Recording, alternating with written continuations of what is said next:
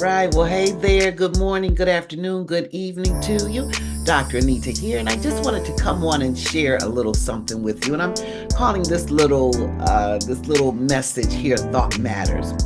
Well, about maybe 2 weeks ago, I changed primary healthcare physicians because I thought about changing, so I did it 2 weeks ago.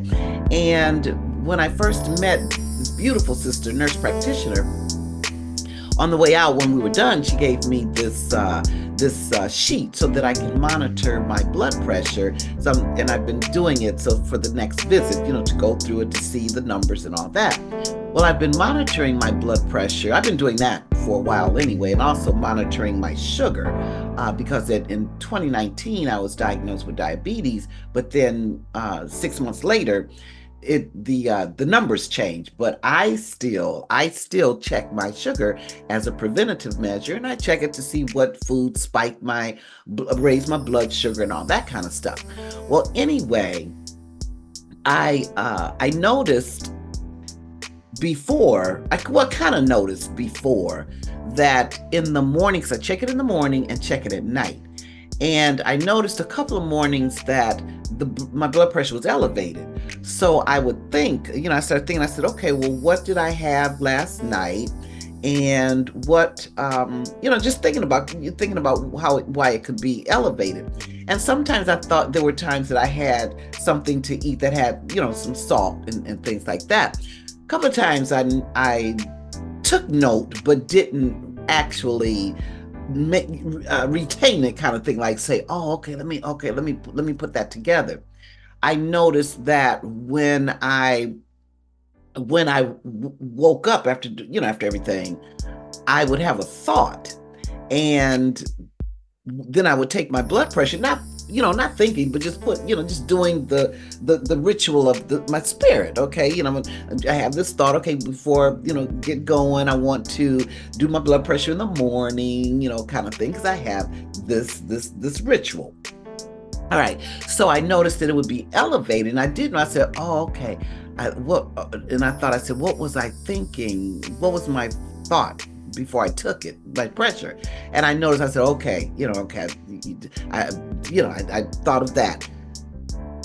Today, I noticed that when I took my blood pressure, it was elevated, very much elevated, and I immediately went to my thought. What was my thought? And the thought that I had, it wasn't a stressful thing. And that's the point. It wasn't a stressful thing, didn't cause anxiety or nothing like that. But it was a different kind of thought carrying a different type of vibration. So when I took my blood pressure, I said, oh my goodness, that was elevated. So what I did, I have this saying, I said, it ain't the thing. It ain't the thing, is how I look at it. So I said, okay, let me look at let me see the thing. Let me see the thing that my thought kind of raised my blood pressure up a little bit. And then I said, okay, it's not that caused my blood pressure. It ain't the thing that caused my blood pressure. It's how I looked at it. So I said, okay, flip that script, girl. Okay, look at it a different way.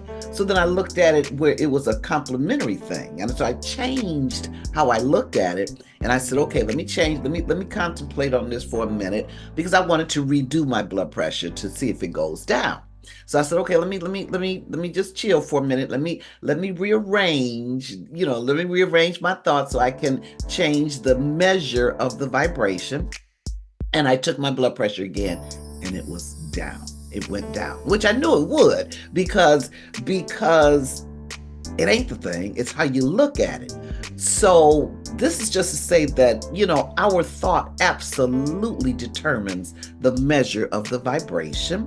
And our thought, we have our thoughts are powerful. They say we think like 70, 80,000 thoughts, throughout the day, that comes in and filters all this kind of stuff.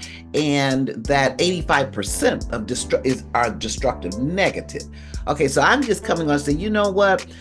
Ever since that saying came, it ain't the thing, it's how I look at it. That's what I've been doing, really making a conscious effort to, when I see that I'm thinking something that I say, that's not really serving me. That's not really raising that vibration. So let me see about how I can look at it a different way. So yes, monitoring our thought is just so very important because our thought is power. We are powerful, and the beauty of it is wow. If I can swing on a low vibration with my thought, my goodness, that's beautiful. That's a beautiful thing. That means I can raise the vibration with my thought. If the choice is ours. Which way we want to think. The universal law.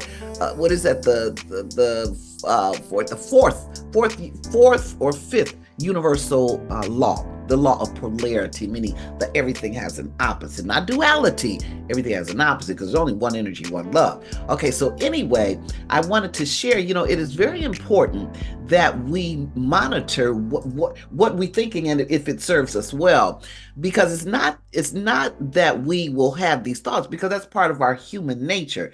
The beauty of it is, and the mastery of it is being able to catch it, monitor it, and then able to be conscious enough to say, okay, I need to change this if I want to raise that vibration. Okay.